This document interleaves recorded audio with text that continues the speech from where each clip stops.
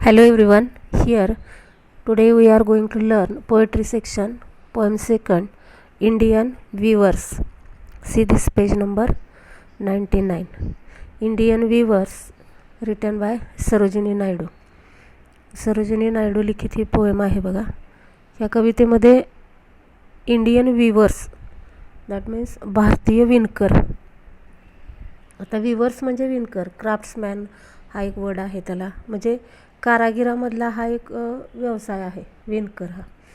That is person who we see clothes. आता Indian वीवर्सविषयी कशा पद्धतीनं त्यांनी लाईफ म्हणतो आपण पर्सन्स लाईफ और human beings life's 3 stages. That is childhood, another young age and last one old age, that is before the death period. हे explain केलेले आहेत. First we have see the page number 99. Here we should also learn icebreakers. First activity of icebreakers.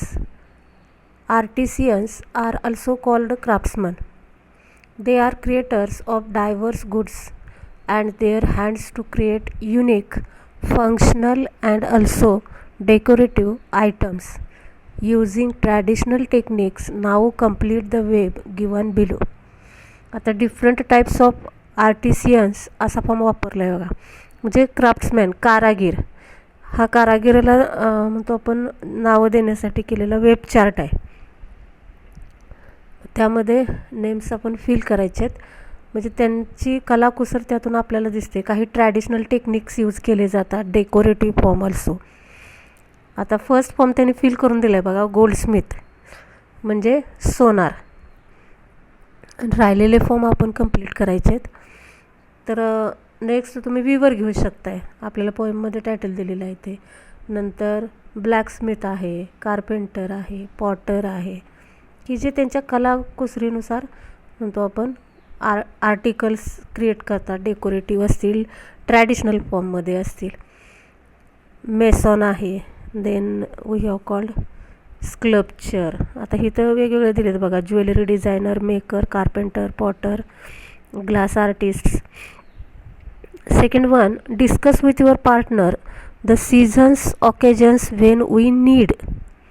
आता कुठल्या कुठल्या सीझन्सला आपल्याला एक प्रकारे कुठले वस्तू लागतात म्हणतो आपण. That is discuss with your partner seasons when we that things or we are called occasions needs.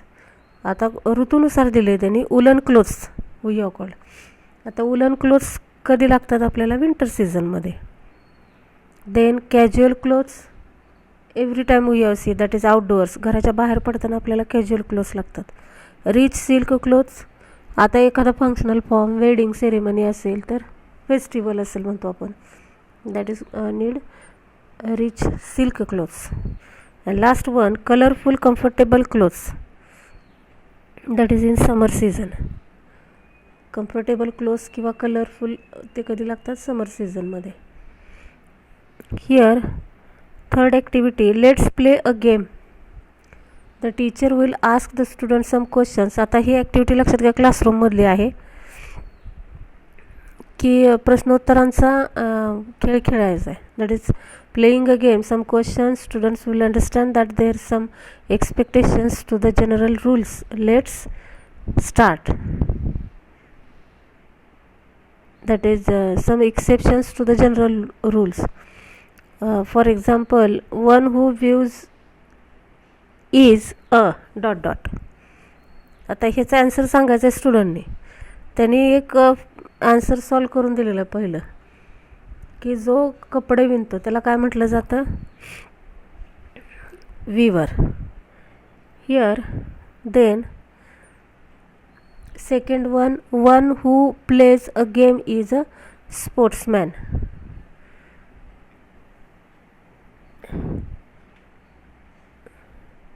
Here जो खेळ खेळतो त्याला काय म्हटलं जातं? Sportsman. One who sings, singer. One who teaches is a teacher. म्हणजे अशा पद्धतीनं आता ही क्लासरूम ॲक्टिव्हिटी आहे actually. Next 4th one, see we have often seen the picture of Gandhiji spinning on his charkha. Discuss the reasons behind this. आता ज्या वेळेला आपण गांधीजींचं पिक्चर बघितलं असेल किंवा एक प्रकारे म्हणतो आपण त्यांच्या लाईफस्टाईलमध्ये हा एक वर्ड आहे, लक्षात घ्या. चरखा विणत असताना ते आपण किंवा त्या चरख्यावर सूत कातत असताना, दॅट इज स्पिनिंग ऑन चरखा. मग आता त्याचे रिझन्स त्यांनी विचारलेत, एक फील करून दिले बघा. To give rural people an opportunity to earn their livelihood, basic food we कळलं. म्हणजे लोकांना ग्रामीण भागातल्या मूलभूत गरजा पूर्ण करण्याकरता यावा, यासाठी इन्कम चालू होण्यासाठी किंवा something we have called with the help of this empower them, म्हणजे त्यांनी सक्षम व्हावं ह्यासाठी म्हणतो आपण. हे एक रिझन आहे. आता राहिलेले रिझन आपण भरायचे आहेत. इथं फिल करून दिलेत बघा, नोटबुकमध्ये लिहून घेणार असेल तर घ्या. To encourage people to continue that local indigenous products, बघा म्हणजे लोकल प्रोडक्ट्ससाठी आपले विदेशी कपडे न वापरता आपले स्वदेशी वापर. To discourage people from using foreign textiles, म्हणजे लोकांना ह्याच्यापासून म्हणतो आपण त्यांनी लांब केलं की आपण परदेशी कपडा वापरायचा नाही. अनादर सेल्फ रिलायंट अल्सो, की स्वावलंबनासाठी. Okay. They name some tools used by the weavers. आता विणकर ज्या वेळेला कुठल्या कुठल्या हाताऱ्यांचा वापर करतो किंवा समथिंग वी हॅव कॉल्ड साधनंसुद्धा म्हणू शकतो आपण त्यांना, ते त्यांनी दिलेत बघा वेगवेगळ्या पद्धतीचे. विविंग यार्न आहे, सिल्क रेवॉन आहे, वेगवेगळ्या पद्धतीचे धागे आहेत, कापड आहे. देन स्पिंडल म्हणतो आपण, वेगवेगळ्या पद्धतीचे रीळ, विविंग निडल्स, सुया, आणि कपड्यांची नावं दिलीत बघा, लिनन, कॉटन, उलन. ओके. आता ह्यातून आपल्याला अंडरस्टँड थोडंफार झालं असेल की विवर्सविषयी इन्फॉर्मेशन दिली आणि त्यातून त्यांनी एक प्रकारे जीवनाचे 3 टप्पे प्रतिकात्मकदृष्ट्या त्यांनी एक्सप्रेस केलेत किंवा व्यक्त केलेत पोएटेसनी, सरोजिनी नायडू यांनी. First we have see the introduction of Sarojini Naidu. पोएममध्ये काय ते सेकंड पॅरामध्ये दिलेलं आहे. Every time we should also learn the introduction.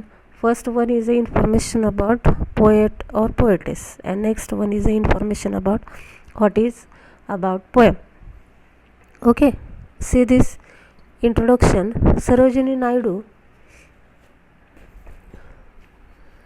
was a political activist, feminist, and the first Indian woman who became the president of Indian National Congress. Indian National Congressच्या पहिल्या महिला अध्यक्ष होत्या त्या. Then she was an important figure in India's struggle for independence. म्हणजे भारतीय स्वातंत्र्य लढ्यामध्ये she has a great role. Sarojini Naidu's work as a poet earned her the sobriquet of Nightingale of India. That is sobriquet we have called nickname, टोपण नावानं त्यांना काय ओळखलं जातं, Nightingale of India. Later she became a governor of United Provinces, that is United State form we have called, in 1947, becoming the first woman to hold the office of the governor in independence India. आणि लक्षात घ्या पहिला महिला अध्यक्ष होत्या किंवा governor होत्या त्या इंडियामधल्या, that is independent India, Bharat स्वतंत्र झाल्यानंतर.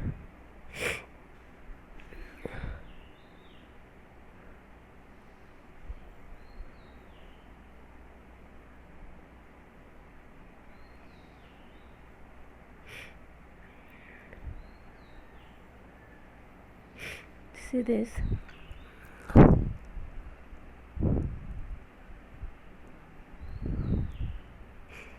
आता पोएममध्ये काय एक्सप्लेन केलं बघा. Indian weavers is a short poem where the poet talks about 3 types of garment that the weavers weave at 3 particular times of a day. See this poem, only 3 stanzas we have. See small stanzas, 4 line stanzas. म्हणजे poem अतिशय short आहे. What poetess also express here and shows and another we have called use as a symbol form. आता विणकर विणतोय आणि दिवसातले 3 प्रहर जे आहेत ते त्यांनी लाईफच्या 3 स्टेप्स सांगितलेत. Okay, 3 particular times of a day Indian weavers, that is she talks about the 3 types of garment. म्हणजे 3 पद्धतीचं कापड विणलेलं आहे. मग त्या 3 पद्धतीतून त्यांनी लाईफच्या 3 स्टेजेस एक्सप्लेन केलेत. थोडंसं प्रतिकात्मक रूपकात म्हणतो आपण त्यांनी एक्सप्रेस केलं किंवा व्यक्त केलं म्हणतो आपण. Series each stanza of the poem represents the 3 important events of human life. प्रत्येक स्टँजातून त्यांनी ह्युमन लाईफचे इव्हेंट्स एक्सप्लेन केलेले आहेत. आता 3 इम्पॉर्टंट इव्हेंट्स म्हणजे 3 stages of life. See first काय म्हटलं आहे त्यांनी, birth that is childhood, second adulthood that is young तरुणपण, आणि लास्ट वन डेथ ओल्ड वृद्धापकाळ. The colors mentioned in the stanzas are very significant. That is, the color used as steps of life, just as we are called indicated. म्हणजे ज्या पद्धतीनं त्यांनी कापडाचे colour वापरलेत ते अतिशय ॲप्ट आहेत बघा त्या स्टेजेसला. चाइल्डहूड असेल, अडल्टहूड असेल किंवा लास्ट वन ओल्ड एज असेल, डेथ फॉर्म असेल. They indicate the moods related to the events. म्हणजे प्रसंग किंवा म्हणतो आपण लाईफच्या 3 टप्प्यामध्ये पहिला टप्पा चाइल्डहूड असेल तर त्या पद्धतीनं कलरफुल म्हणतो आपण वर्ड्स किंवा कलरफुल क्लोथ यूज केलेलं आहे. Okay, see the first stanza. Instead of that I will read whole poem. Okay, initial things was many figure of speech used in this poem. See this, Indian weavers. Weavers weaving at break of day. Why do you weave a garment so gay, blue as the wings of a halcyon wild? We weave the robes of a newborn child. Weavers weaving at fall of night. Why do you weave a garment so bright? Like the plumes of a peacock, purple and green, we weave the marriage veils of a queen. And last stanza. Weavers weaving solemn and still. What do you weave in the moonlight chill? White as a feather and white as a cloud, we weave a dead man's funeral shroud. Shroud म्हणजे काय, प्रेत वस्त्र म्हणायचं त्याला. प्रेताला जे वस्त्र वापरलं जातं. Which color we are called? That is dead person wrapped in that. White color. Okay. So here first we discuss about the difficult words. See this margin line. Break of a day. This is one of the phrase in first line. Break of a day, that is dawn, early day. म्हणजे early in the morning म्हणूया आपण. At break of day. Okay, आणि एक word आहे त्याला sunrise. सूर्य उगवताना म्हणतो आपण. सकाळी, भल्या सकाळी म्हटलं जातं, पहाटे. आता 3 स्टेप्ससाठी which 3 times in a day poet used. First a break of a day. Next stanza we see fall of night, संध्याकाळी. ओके, आणि लास्टला काय त्यांनी मूनलाईट म्हटलं आहे बघा. मूनलाईट म्हणजे अतिशय म्हणतो आपण मध्यरात्र, रात्रीच्या शीतल चंद्र प्रकाशामध्ये. That is moonlight, midnight. Halcyon हे एक पक्ष्याचं नाव आहे, लक्षात घ्या. किंगफिशर पक्षी म्हणतात त्याला. That is kingfisher, a bird which has bright colourful plumes, अतिशय रंगीबेरंगी चमकदार पिसा असणारा पक्षी.